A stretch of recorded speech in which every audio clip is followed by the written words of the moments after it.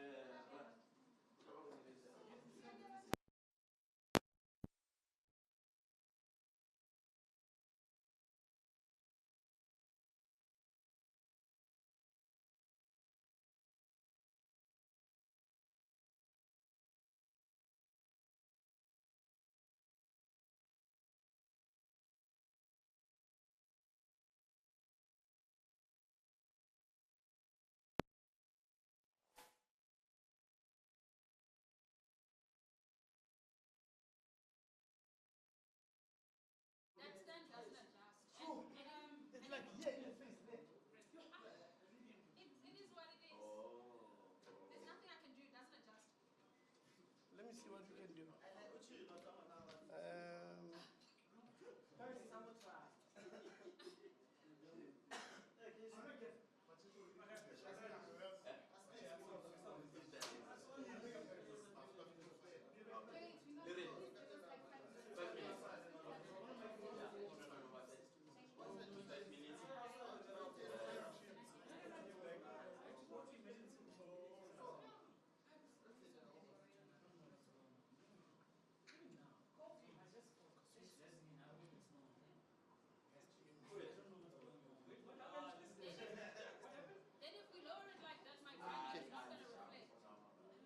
I've got an idea.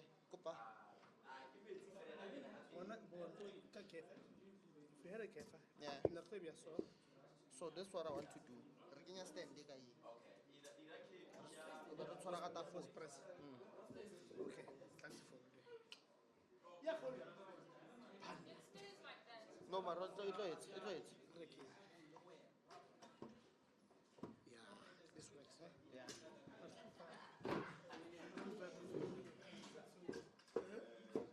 Yeah, sharp. Ibusi. That's it. I sharp. So, right, and then there we go. Then apply balancer. And then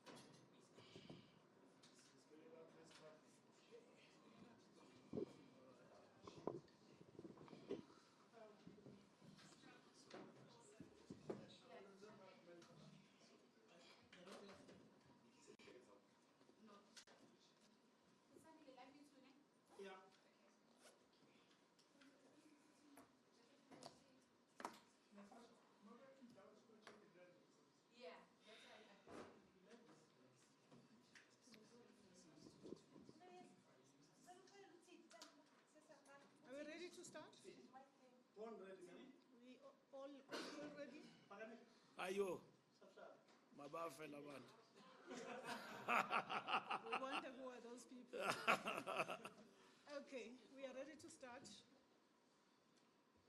Members of the media, thank you very much for your being here, and as well as earlier. This is the first day of our National Executive Committee meeting, and here the Secretary General is just going to outline what are the intended outcomes of this NEC meeting, touching on some of the issues that are going to be covered in this National Executive meeting. Over to you, SG. Thank you very much, spokesperson, Comrade Mahlengi, ladies and gentlemen of the media. The National Executive Committee of the African National Congress is convening its regular NEC meeting from today, Saturday, 14th of October, until Monday, the 16th of October 2023. Among the issues the NEC meeting will be considering in its discussion for purposes of making resolution towards their implementation are, as a matter of priority, those pertaining to service delivery by municipalities, provincial governments, national government departments, and state-owned enterprises. In this regard, certain employees in various ministries will make presentations on the state of service delivery pertaining their portfolios and how service delivery is being accelerated, where there are established backlogs, particularly in the context of local government. Key among issues of service delivery will be efforts towards ending load shedding, including in this regard the installation of transformers in communities where some of whom have had no electricity for several years in areas such as Soweto due to exploded transformers. These must certainly be linked on how to secure the newly installed transformers against vandalism and the overloading often caused by illegal connections. This whilst noting the recent report by the Statistician General, Mr. Mbalula, indicating the huge progress made over the last 3 decades on electrification, amongst many other impressive delivery records. Therefore, the current challenge being energizing all electrified households. Other issues also key on service delivery will be access to water in various communities around the country, including in areas negatively impacted by non-functional water pumps that were stalled because of load shedding. Combating crime, which undermines the safety of our people, such as through acts of housebreaking, rape, and gender-based violence in general, theft of public infrastructure, cash-in-transit heists, as well as the criminal phenomenon known as zamazamas that undermines safety of communities while stealing the country's mineral wealth, will be amongst issues high on the agenda on steps to speedily combat their continued manifestation. Yet another area key to service delivery will be matters pertaining transportation of passengers and goods by PRASA and Transnet respectively. This is important for the socio-economic welfare of our people and commuters in particular. The speedy refurbishment of the Transnet rail system will help remove trucks from the roads, which damages road infrastructure and adds to traffic jam and accidents. Very importantly, this will help in the efficient transportation of outward and inward bound goods to and from our harbors for export and imports respectively. The National Executive Meeting will also consider reports on the state of readiness of our organizational structures to implement programs geared towards the 2024 national and provincial elections. The NEC meeting is convened as the various national sporting codes are either participating in key tournaments or are preparing for such upcoming international tournaments. The NEC takes this opportunity to wish Amapogopogo, well as they continue to make the country proud, having reached the quarterfinals of the Rugby World Cup. The NEC also wishes our cricket players well as they also continue to participate in international competitions. The NEC will also recall the sterling performances by Banyana Banyana in the recent World Cup, the excellent performance by our national netball team, and further note that Bafana Bafana are preparing themselves for AFCON next year.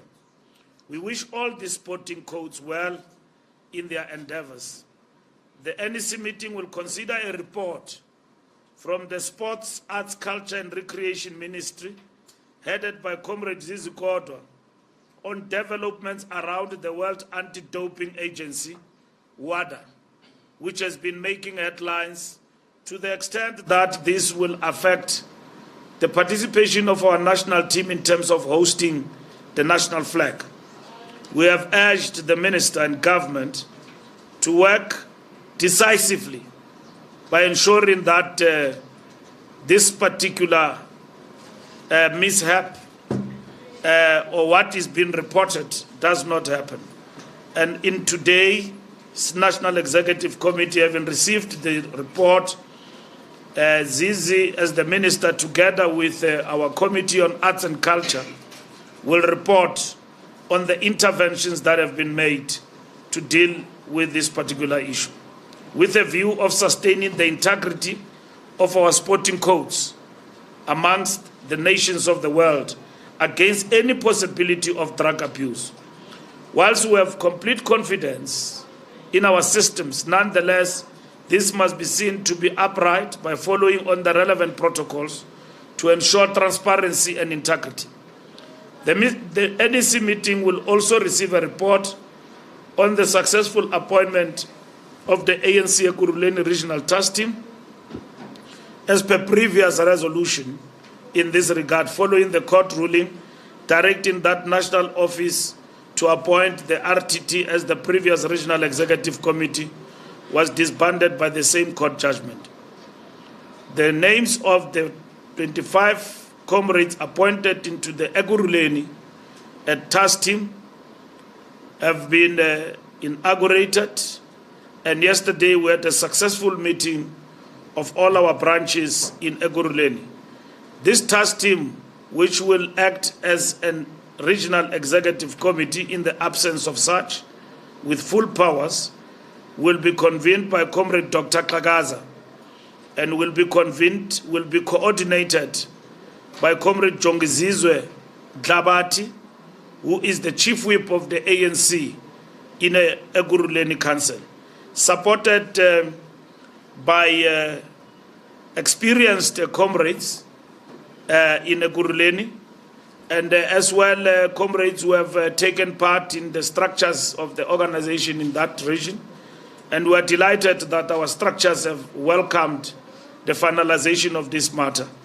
And the vacuum is closed and we are ready to go. We have full confidence that these comrades appointed into the Ekurhuleni RTT will fulfill all the constitutional obligations of the Regional Executive Committee and most importantly focus on the imperatives of leading a robust program towards 2024 national and provincial elections. The NEC will expound on the report from the Statistician General as a basis on evaluating progress made on service delivery, whilst awaiting the announcement on the 30-year review report, which we believe will similarly speak to the same facts reported by Statistics South Africa. The National Executive Committee will also consider the unfolding program on the 2019 elections manifesto review report back as part of accounting on the popular electoral mandate bestowed on the ANC, as well as consolidating our responses to service delivery throughout the country. All these reports will give us the marching orders as the ANC, as we embark on responding to service delivery issues as per the 6 government priorities and the 10-point plan, as we conclude the popular mandate of the 6th government administration and the milestone of the 30th anniversary of the 1994 democratic breakthrough that installed Nelson Mandela as the inaugural president of a free and democratic South Africa. And in this regard, our contention is that the proof of the ANC record is self-evident on the comprehensive socio-economic transformation, either yet to effected to change the lives of our people, whilst at the same time acknowledging the development backlogs that require our rapid response, the details of which is to be elaborated in the next installment of our election manifesto. We will continue to brief the media, particularly at the end of the NEC meeting, on the discussions, resolutions, and consequent programs of implementation as adopted in this regard. And we will also brief the media in terms of what the National Executive Committee, from the point of view of details of the issues I've outlined, will be dealing with and how. We are at the stage where, as the National Executive Committee, we are monitoring the implementation, and last but not least, we will deal with the fiscal situation that has been reported in our country, and will receive a report also from ETC as well as the Minister of Finance, not discussing the detail, but briefing the NEC on the fiscal situation of South Africa, so that there is certainty about the way forward. We will also discuss the cost of living and how to mitigate, and what government is doing to mitigate with all partners in relation to the cost of living in the country. So it's a jam-packed meeting of the NEC. Of course, in progress now is a political overview of the president, looking at the balance of forces, but at the same time looking at the global situation. As you would have seen, our moment of solidarity as we start this National Executive Committee with Palestine, but also calling for peace in the Middle East, and calling on the world to work through the United Nations not to abandon the efforts of realization of the two-state solution between the people of Israel and Palestine. So, thank you very much. And one wish to pause there in terms of outlining the purpose of the meeting of the National Executive Committee. Over to you, spokesperson. Thank you very much, SG. With that, I'm going to quickly move to identify colleagues who wish to fire some questions. I've got a hand. Is that a hand? It's going this way. It's going horizontally, so I'll start with the one that's vertical. SABC? Okay, it's Natasha Three here from SABC News. Secretary General, you touched on it briefly, that the NEC will be discussing efforts to end load shedding. What strides have you made? Because remember, during the manifesto review launch on the Saturday, when the President was actually addressing academia and editors, he had said that come 2024, he is certain that load shedding would be a thing of the past. Furthermore, you heard the comments there of former ANC President Thabo Mbeki lamenting the ANC for the failure to renew itself. Will you be discussing this issue? And also the deadline for the ANC list process is looming. I think tomorrow's the 15th, right? Tomorrow's the deadline. How far are you seeing that the ANC had actually extended that process? Yeah, thank you. Thank you very much, SABC. Yes, NCA? Thank you. Some of them have been covered by my colleague, but maybe just on service deliveries, the water situation that we're seeing, SG, there are also allegations around corruption that's done deliberately in order to get tenders. Or is it something that you're hearing of as the ANC, where these service providers are deliberately damaging infrastructure in order to continue getting these water tankers? And just to add on to Natasha, around President Mbeki, are you engaging him? Because he continuously makes these utterances around the renewal of the ANC. He said it in Unisa, he said it again just 2 days ago. We've heard from you, but are you talking to the former president to try and find out maybe where the issues are. Thank you very much. I'm going to take one last hand, if there is any, this side, before I come to this side. Do we have anyone this side? No, we don't. All right. Lizetta, is it your hand up or it's your colleague? Okay, I'm Dave with the SABC. Maybe just question is just a challenge to what colleagues have asked about the former president Mbeki's utterances. Secretary General, what would you say to those who are saying, in fact, since the adoption of the resolution on renewal, this renewal has been seen by many as an attempt to deal with those who are seen not to be, or who are seen, in fact, to be against the current administration of President Ramaphosa, as opposed to really dealing with what is perceived as graft or perceived as malfeasance from all sections of the ANC, or all factions, if there is any faction, as we would rebut that there is a faction in the ANC. Is this a renewal really something that is meant to deal with everyone, not looking at whether you supported someone or you're closer to the president or to the corridors of power? Are you done? Yeah. All right. Thank you very much. Over to you, SG. Thank you very much for the questions. First, with Natasha, strides we've made on load shedding. We're going to have Sputla coming here to brief you, and also Mamuluko. We have adopted the 10-year plan for government to implement. There's been a great deal of progress that has been made in relation to that, from the point of view of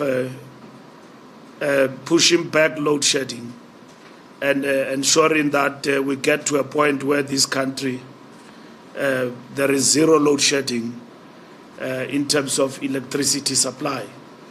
And there's great progress that has been made. You're getting progress weekly from government side in terms of the Minister of Electricity. And you will get further details in terms of the 10-point plan, what has been done. As the ANC, we are still very clear that we don't have to deal with load shedding simply because there is an election. We must deal with the load shedding to stabilize our economy. And we must deal with load shedding to ensure that we do away with load shedding once and for all in this country. South Africa cannot be counted among other states which has failed on an issue like this one, where we are now compared to a failed state. There's been a cacophony of voices that equate our country because of load shedding to some failed states model, either in the continent or elsewhere in the world. We want load shedding to be done and dusted and done away with. The report we get weekly from the working committee, now coming to the NEC, is quite encouraging. We subscribe to a mixed intervention in terms of electricity supply in the country, and all other models must be explored. And we must not close ourselves out like we did in the recent past, and then we end up in a crisis, whereas we've got the capabilities that we can implement in doing away, in ensuring that we don't realize load shedding like we have done. So you'll be briefed in detail about that, but I wish to outline the perspective that if it happens before end of the year that there is no load shedding, we'll be happy. But at the end of the day, load shedding must be done away with. Not only that, there are capital projects within ESCOM. We have rolled out, it has now been empirically proven in terms of evidence from Statistics South Africa that the account of the past 30 years of freedom will say to you that South Africans have been connected to the grid. The fact that we realize load shedding it does not mean that electricity supply and connection of the households have not happened. In the past 30 years, it has happened. It is said that we're at 36 when we came into power. We are almost at 100% in terms of electricity connection. The people of Soweto, and including in Ekurhuleni and everywhere else in this province of Gauteng in particular, they say to us as we do the report back, we don't even know load shedding. Our problem is that we have not been connected because of vandalism of transformers and so on, and illegal connections that has happened in our backyard. And that has hampered our connectivity, which has been done by the democratic government through ESCOM. So all of this must be rectified in a way. As we kill load shedding, people say we can afford this on our own. There are different measures which, when we went to our people and talked to them, they were amenable to them. They said some of them were ready for a prepaid arrangement in that way. We have addressed issues of the liability of ESCOM, particularly for residents in the bigger townships, and bring it down. But at the same time, we have sought the people participation in relation to the solution that we have given to the people. The Minister of Electricity himself have been on the ground on these issues, and he can give you better details on the accord or the social pact that the communities are prepared to go with us in terms of in terms of electricity supply going into the future. So these are the things that we need to do. And in this meeting of the National Executive Committee, these are some of the things that we'll deal with, and we think they must not just be accelerated, but they must be addressed.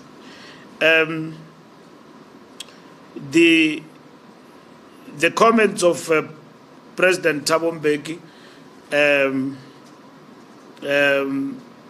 we note those comments in reality that the President Mbeki has actually raised about a whole range of issues. It is not up to us when older people make comments and criticize us, we respond to them. We have taken that view as the National Executive Committee. President Mbeki is a veteran of the ANC, he's a stalwart, he's decorated. When you see him, you see ANC itself. So the issues that he raises about renewal, we are attending to them.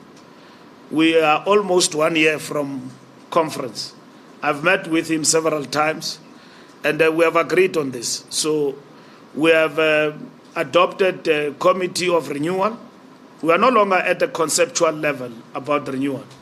What is renewal? Renewal is about not only dealing mainly with ethical conduct of members, it deals also with the modernization of the ANC as a party, among others. There's a whole range of issues that we deal with. So the renewal committee is headed by the president, and I'm the coordinator. We are supported by former leaders in terms of the renewal project. So it's going to be implemented in terms of it being overseen by the committee that the National Executive Committee will finalize here today. We wanted to move with speed by now, that committee should have been intact. It is not, but the renewal project in itself cannot be confined to committees. It is unfolding and implemented. And let's talk about corruption. It is not like before, where members of the ANC can be implicated into corrupt activities and be arrested, and the organization will simply flout the presumption of innocence principle. We have taken further steps as a party, first and foremost. There's no other party in this country that have taken steps like the ANC have done. You know of the step aside. And people still speak about the step aside like ANC has not done anything. It's complicit. It doesn't care about corruption.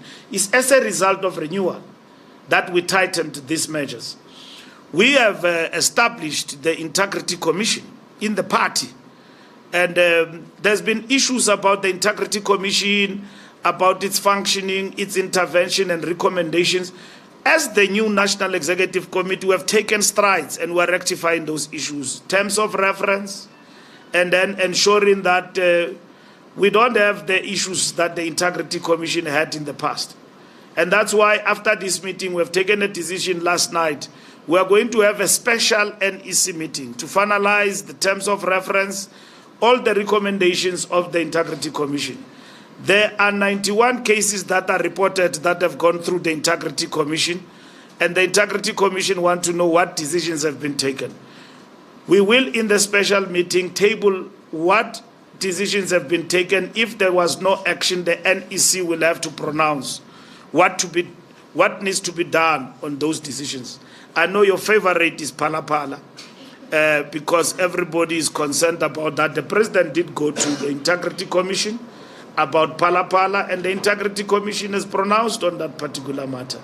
There are many other of our comrades who have gone to Integrity Commission. Zwelim Kize have gone to Integrity Commission about whatever case that is actually facing. And there are people who went to the Integrity Commission, some of them who appeared before the Zondo Commission, others did not. And Integrity Commission have pronounced on those people that they must appear before the Disciplinary Committee. We have given those names to the Disciplinary Committee to consider, but there's been a backlog in terms of disciplinary processes.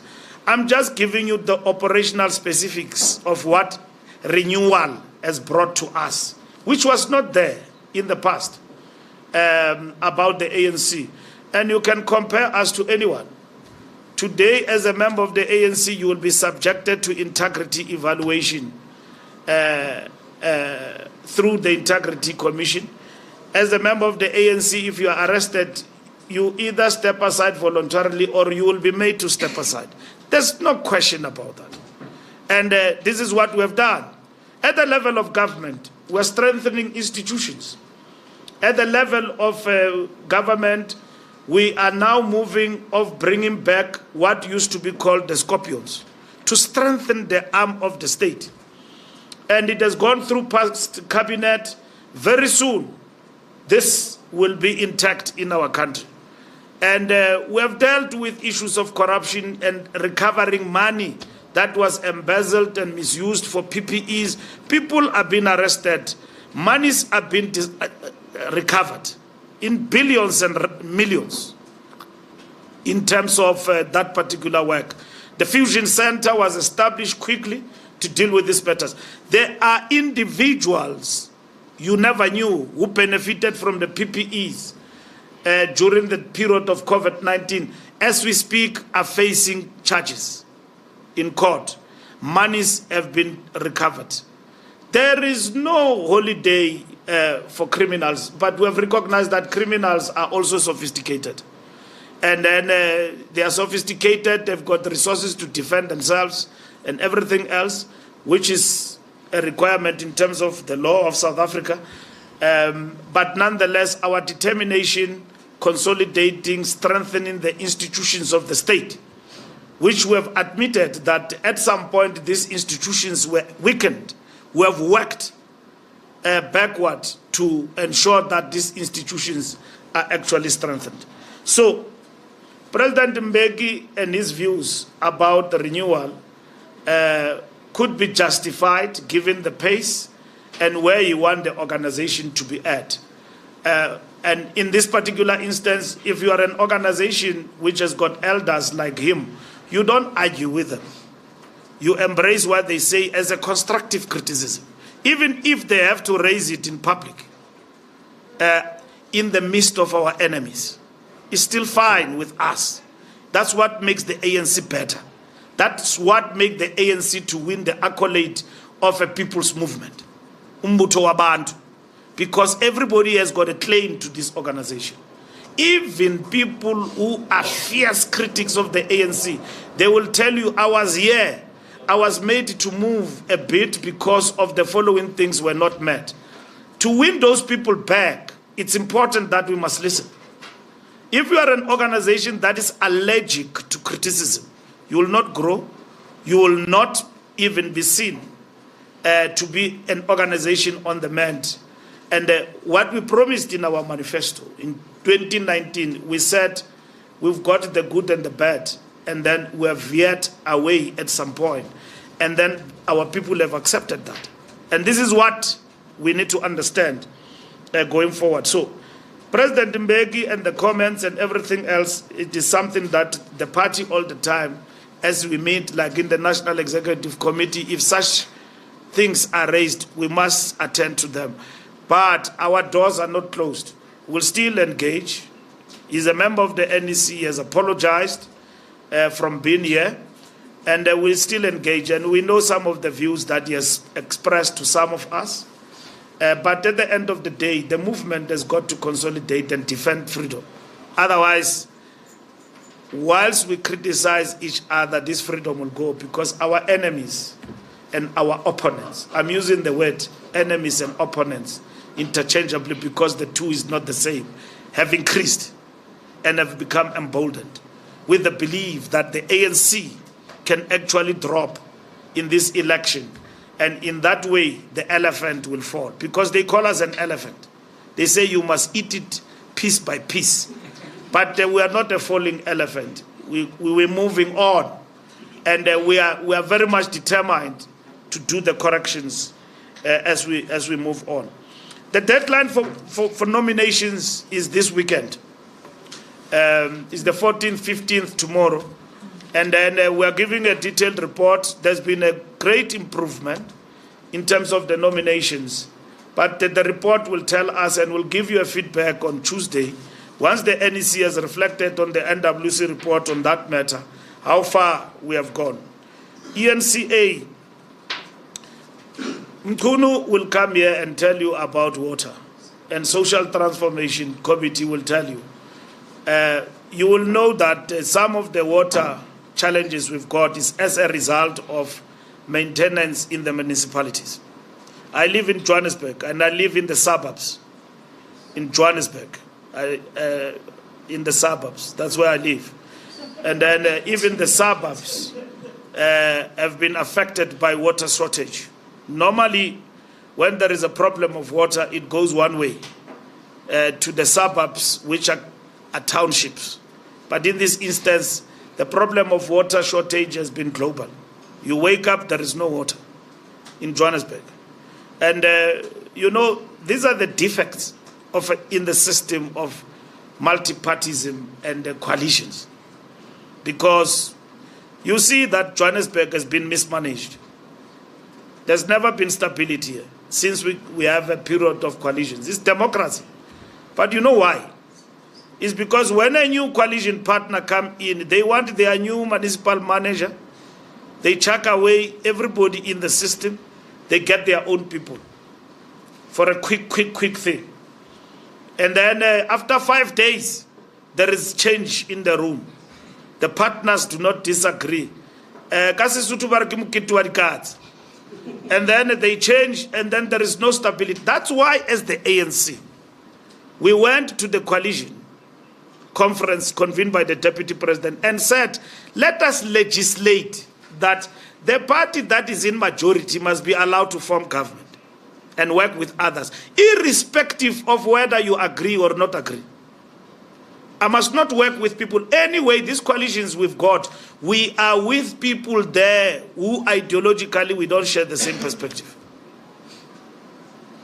But we're there for convenience, looking at each other for convenience and all of that. That's the reality. But that on its own affects governance. When we went to this, others boycotted, not many. And then there was a movie there by one youngster there who heads a political party who did what he calls a walk away. Small political parties fought very hard to say that you can't bring that. You are undemocratic, will take you to court. They threatened everything. Because here in this country, in terms of the arrangement we have at local government, a party with 2 people can have a mayor of the city and call shots and become a kingmaker and all of that. And then others argue that that is the democratic outcome. But the democratic outcome that affects the will of the people. The people who voted did not give you outright majority, in self-respect and modesty, you are supposed to say, Nindinika into enkulu bantakwethu kodwa ndiyabulela. Andikange ndinikwe amandla amangaka by the people who voted for me. I'm a one-man party. Let me play in the back room. If you accommodate me, it's fine. They don't say that. They agree. I will be the mayor, it's fine. And then that is it. Now, you know, governance comes with experience. It's good when you are an opponent because you wake up and oppose and they say all sorts of things. But the taste is in the pudding, in the detail, that you've got to now govern and then you're faced with the bigger challenges. And that is what actually happens. So we need to work with everybody and then institutionalize in terms of legislation, coalition governments, how they should actually happen in our country. Now, I've seen people going everywhere in Germany, wanting to learn how coalitions must work. But coalition, if we've got them, the solution must come from South Africans. Why do you want them from Germany? Solution must come from us. We convened a convention here in this country with all political parties. We are supposed to negotiate and agree. That is the real Codesa, not moonshoot, going to the moon. The real Codesa is about if there is coalition in this government, in this country, how are we managing it in local government? How do we manage coalition? Well, of course, other people believe next year there will be coalition government. We don't believe in that. We believe that we'll work very hard to retain outright majority. But it's not a given. We've got to work for that. But they go out of South Africa and go and look for coalition government in Germany. They want to be lectured by Germans about how good they can have a coalition government here in South Africa and basically work together and so on. But it is fine. It is within their democratic right. They will go to Germany, they will come back, they will still find Joburg, Ekurhuleni, Pretoria, and everywhere else under coalitions. We as the ANC, we have respected Pretoria. It is under DA, now going to a decade there, DA coalition. So we have lost election there to the DA. DA has constituted a multi-party-led coalition in Pretoria. Here in Joburg, all parties, we get almost a raw deal everywhere as the ANC. And we are looking into that because our provinces took semi-independent decisions about going into this coalition without direction of the NEC. As we sit in this NEC, the issue of coalition is arising here. And we are going to look into, does this serve the interest of the people first? Before the ANC, the people.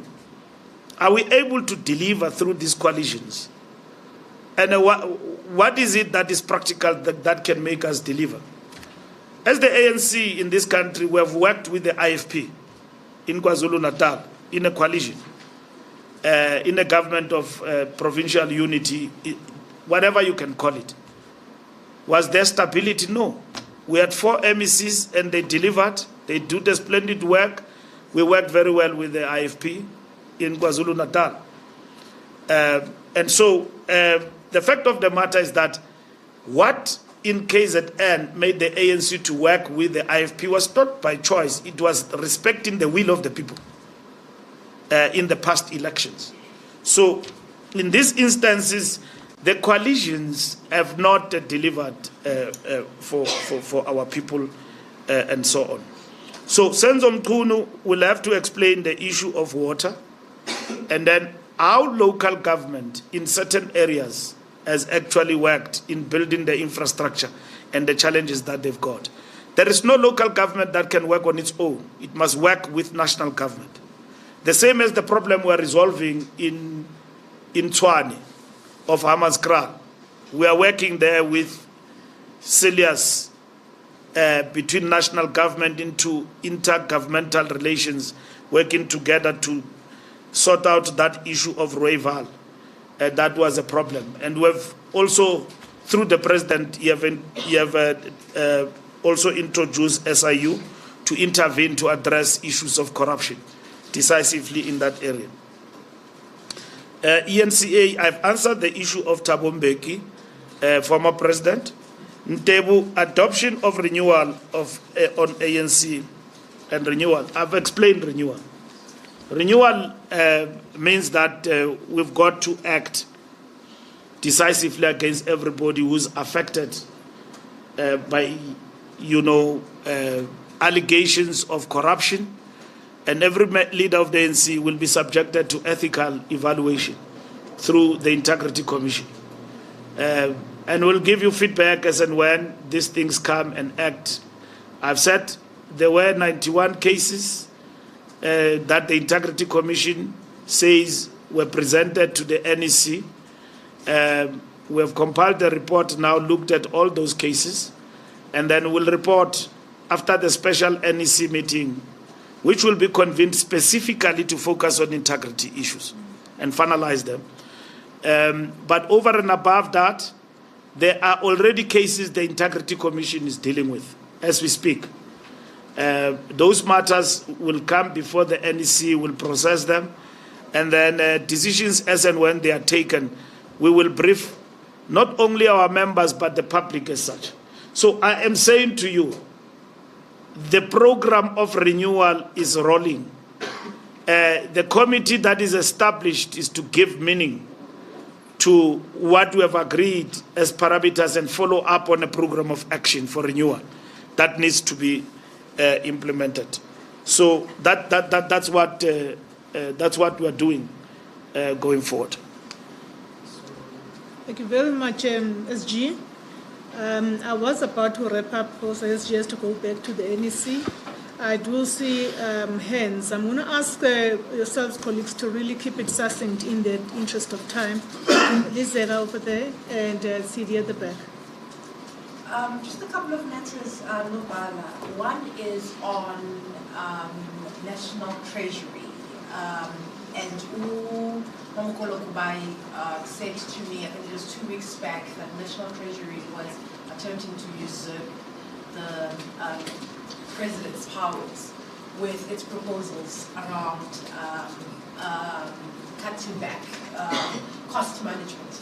Has the ANC had any engagements around that? And will the ANC have engagements around that in this NEC meeting?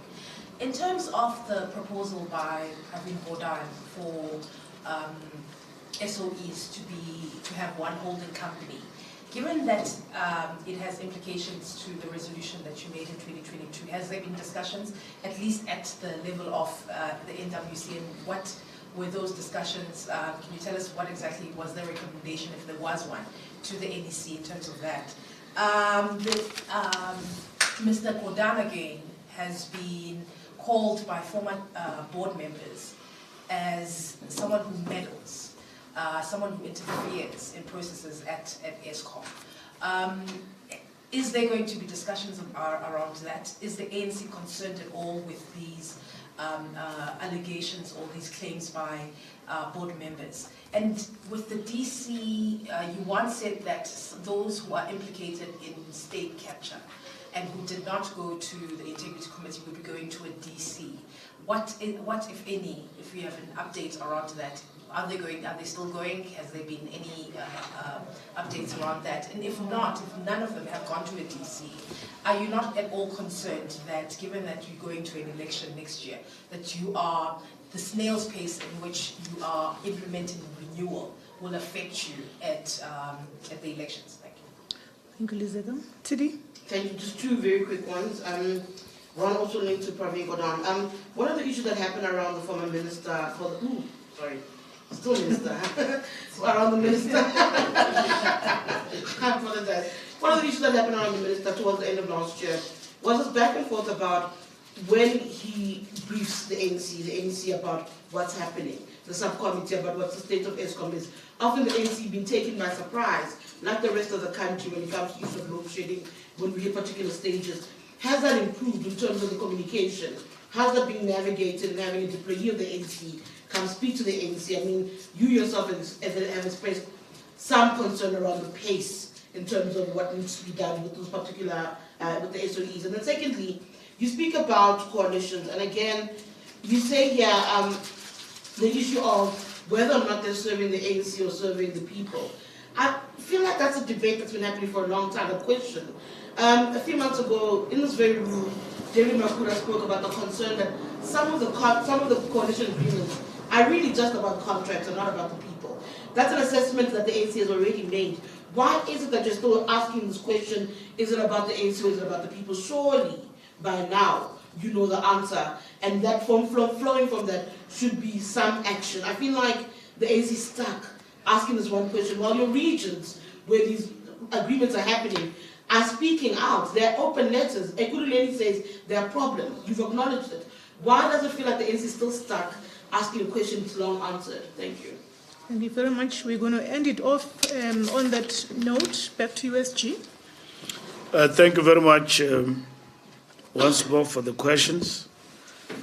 The National Treasury usurping the powers of the President, we have passed that stage right now. I think you wrote that article 3 weeks back. And we have passed that stage. We are going to be briefed about the fiscal situation in relation to the matter that was widely reported in the country, that the shortage of money, and we're likely to collapse by January. And those reports by now have been dispelled by Treasury. We as the ANC, we have deferred that matter to government to deal with. We will be briefed here in this meeting by Minister Enoch Godongwana, and also through our subcommittee. And Mamluko will also speak to you here in terms of cost of living as well as a fiscal situation, about how we are handling those particular issues. So we have deferred this matter of the fiscal situation to government to handle and deal with decisively. So we leave it at that point, that National Treasury is handling the matters. They will give us a feedback and will make our point very clear in relation to that issue once we are fully briefed. But we have been assured that we shouldn't panic. There's no alarm about running out of money, anything of that sort.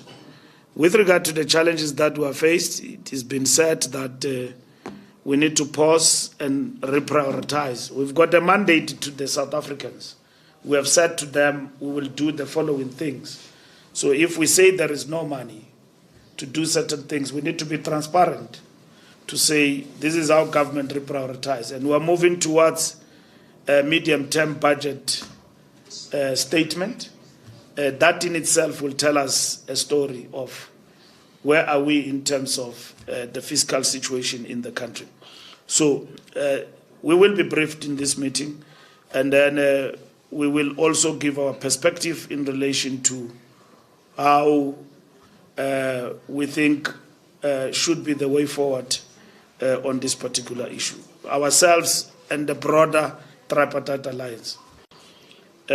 Province proposals, the Minister Pravin will also present on Monday on the state of SOEs and so on. We've got no mandate we gave to people to sell SOEs. We want them to be viable. There are many interventions in the context of making SOEs viable that we need to address as government. That government has been addressing, including restructuring the SOEs to make them viable and responsive in terms of their task of generating enough financial capital to fund our program of a social transformation, or rather a reconstruction and development program. So that program has been going on for over 20 years, and where some have actually collapsed, we need to understand the new model. You will understand that from our conference resolution, we said there need to be alignment, because we have now learned that there's been misalignment where you find a state-owned enterprise is accounting to a different ministry in government when it is supposed to be accounting to a line ministry like transport. You find that it's accounting elsewhere. Of course, when there's been this alignment, it means that the department called public enterprise in the long term, the implication is that it will disappear, and that state-owned enterprises will align, and so on. Load shedding and Minister of Electricity, it's an intervention. We're dealing with an emergency. So that's why Sputla briefs you weekly. We're dealing with an emergency to do away with load shedding and intervene decisively. But our resolution is that ESCOM must go to energy. There's got to be that alignment. Transnet must go to the Department of Transport. There's got to be that sort of alignment. We don't have any in our agenda that there must be privatization of state assets, and we will not agree to that. We don't have that mandate. Revamp, make them viable, effective, to deliver on their mandate. We need to be told about the possible operational models that are there to make them effective. Obviously, with the state of Transnet in the country and the pace of delivery in terms of the conference resolution and our mandate that, among others, we've got to move from from road to rail. You know, we're very behind in terms of that, and that has affected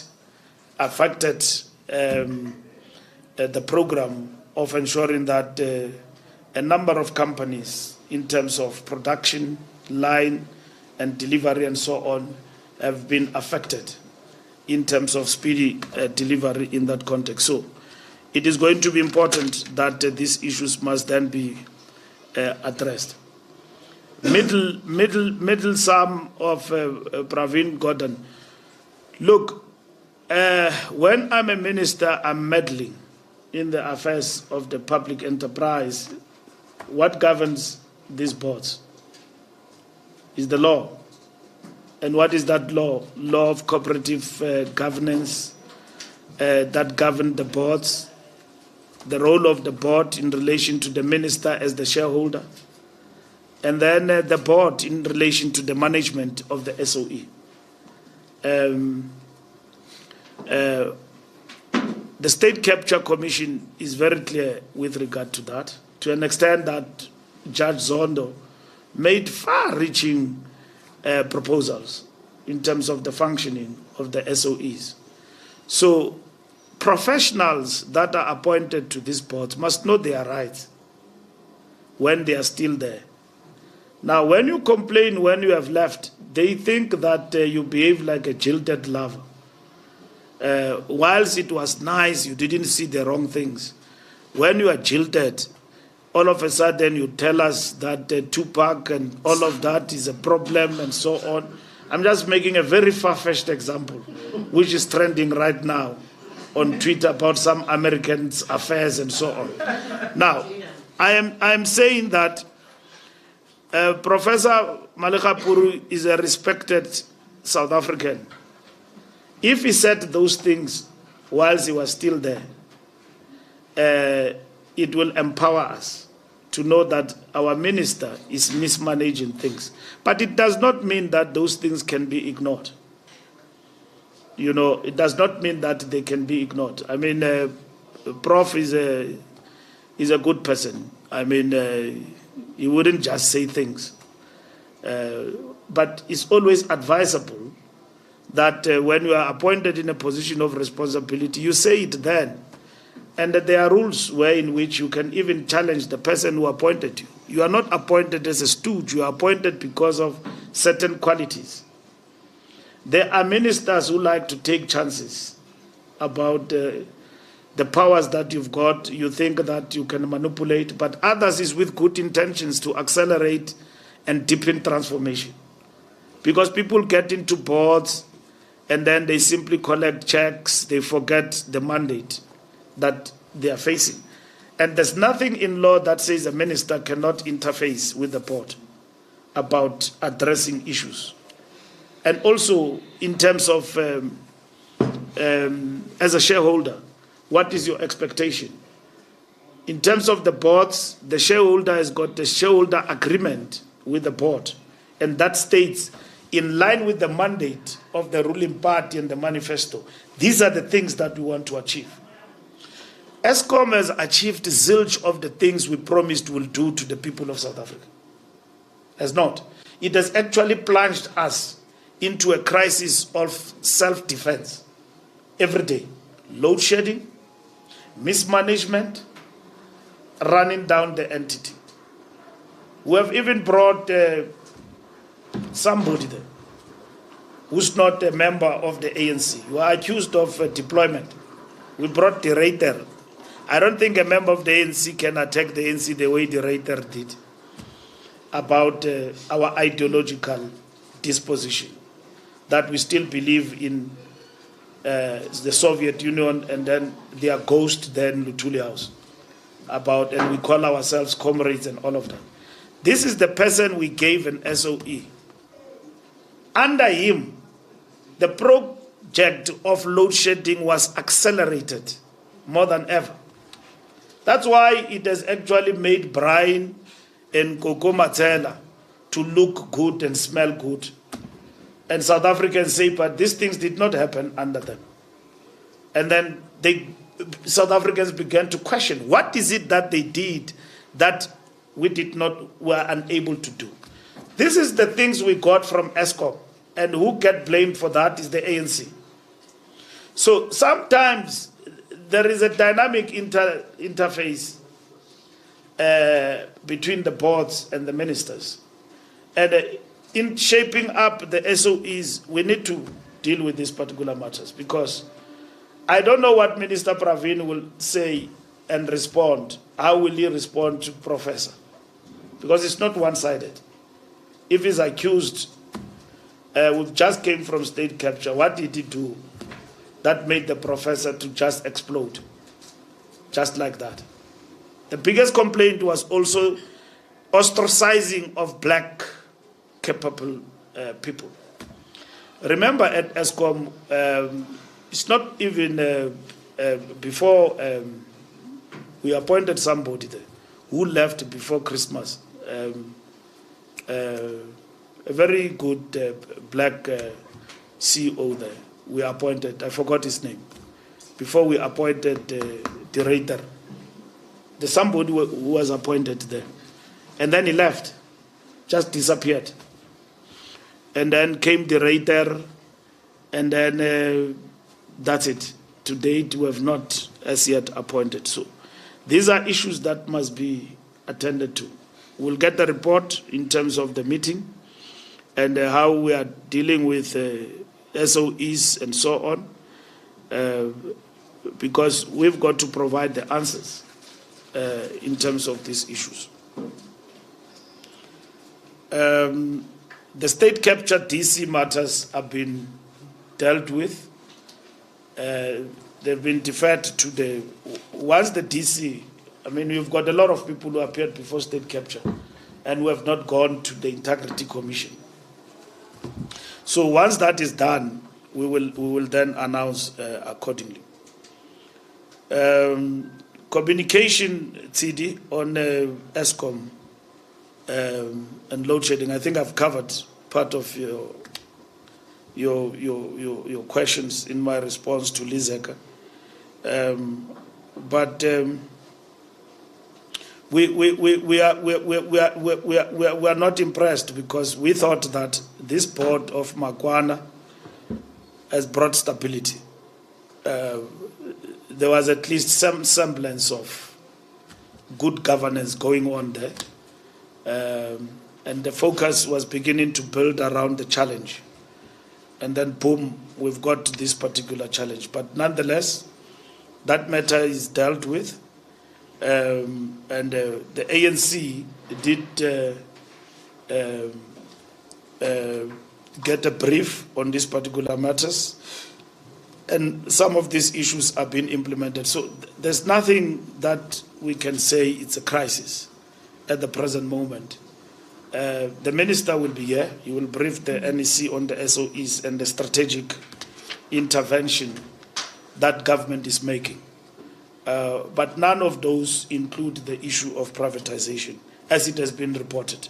And I've seen this morning a statement from presidency that whether it's a leakage or it was a discussion, but I've seen a statement that says there's no such this morning with regard to what was reported in the press, in social media, that Transnet is going privatization way and so on. So that then rests the matter. But we'll get the briefing, and there will also be a briefing on the way forward in terms of what the ANC needs to do. Coalition, the discussion, the people and the ANC. Look, what we have said as the ANC is that we prefer that the outcome of the elections must be respected in terms of what the people... we don't have a model in terms of local government, how to handle coalitions. We then developed a perspective which government embraced, and that perspective was tabled before different political parties in a dialogue convened by the Deputy President. That's what we must resolve as political parties. The issues that arise out of local government, hang municipalities, the experience we've got. Big municipalities like Johannesburg, when they don't deliver because of hamstrung by coalition governments and no agreement and not being transparent to the people about these agreements, somebody who's part of the coalition in Johannesburg will say to you that there is no agreement, we are just part of the loose arrangement. So what do you want to achieve? Because coalition is about agreement. You need to agree that I'm getting into a coalition, this is what I want for my constituency. But if you are in a loose arrangement, even tomorrow when I wake up, I can leave. That thing doesn't serve the people, there's no principles there, and so on. So we need to agree. And then once we agree, we need to make that public. That we are going to work with the EFF on the following agreement. Society knows about it. It's not just something that we met in a corner and then we agreed and then it's a loose arrangement. And when we don't have a good relationship with Julius, the coalition is over. For whatever reason. You know, so what is binding in the form of an agreement? It says, we agree to work with you for good. Everybody will tell you that we want our people. But what is it in an agreement that binds us together? It's not defined. When you get into a coalition, we have won Johannesburg, not outrightly. We're a party number one, but we are not leading government in Johannesburg. I was in Malutia Pufung, where political parties who are small humbled themselves and said, no, ANC lead. We are ready to be part of MMC's. Malutia Pofun ran down by map 16. People who said they can do better. But look at Malutia Pofun.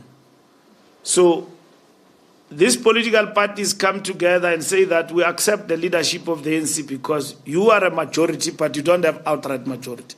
But we will be prepared to work with you. We respect the will of the people.